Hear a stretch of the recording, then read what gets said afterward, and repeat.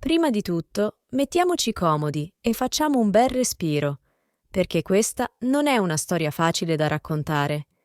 Sì, il nostro Marco Mengoni, il ragazzo d'oro della musica italiana, ha subito una perdita che ti fa stringere il cuore. Benvenuti su Gossip Web News, il vostro nuovo punto di riferimento per tutte le ultime notizie del mondo dello spettacolo. Iscrivetevi al canale e attivate le notifiche per non perdere nemmeno un aggiornamento.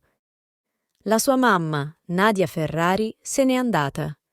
Così, senza preavviso, lasciandoci tutti un po' senza parole.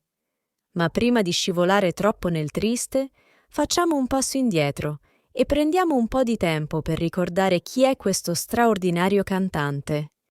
Marco Mengoni non è uno qualunque. Nato il 25 dicembre 1988. Sì, proprio il giorno di Natale, come a dire che il talento è stato un vero dono, a Ronciglione, ha fatto la storia diventando il primo artista italiano a vincere il Best European Act, AGLI MTV Europe Music Awards. E non una volta sola, ma ben due, nel 2010 e... rullo di tamburi, ancora nel 2015. Se non bastasse, è anche il primo italiano ad aver portato la sua voce incredibile alla Billboard Film and TV Music Conference di Los Angeles. Praticamente, uno che non si ferma mai, come il wifi di casa tua quando finalmente funziona. Poi, ovviamente, c'è Sanremo. Mengoni si è messo in tasca il festival non una, ma due volte. Nel 2013 con L'Essenziale e di nuovo nel 2023 con Due vite. Insomma, come un re Mida della musica, tutto ciò che tocca diventa oro. Anche se purtroppo nemmeno il successo può proteggerti dalle tragedie della vita. Ed è qui che arriva la parte che nessuno di noi voleva leggere.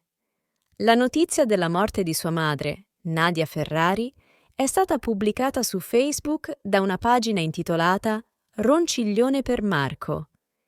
E, sebbene la sua malattia fosse tenuta lontana dai riflettori, chi conosceva Nadia sapeva che, nonostante tutto, non ha mai smesso di sostenere suo figlio. Ma come ogni grande donna che preferisce restare dietro le quinte, ha scelto di non apparire mai troppo, di non voler essere al centro dell'attenzione. E qui Marco ha saputo esprimere tutto il suo affetto. Quando vinse Sanremo nel 2023, dedicò la vittoria proprio a lei, la donna che lo ha messo al mondo.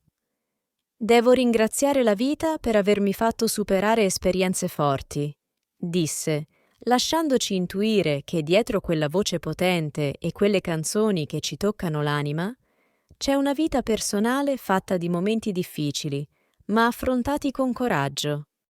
Non ci sono dubbi che, conoscendo l'eleganza e la riservatezza di Marco e della sua famiglia, i funerali saranno una cerimonia privata, lontana dai flash e dai riflettori.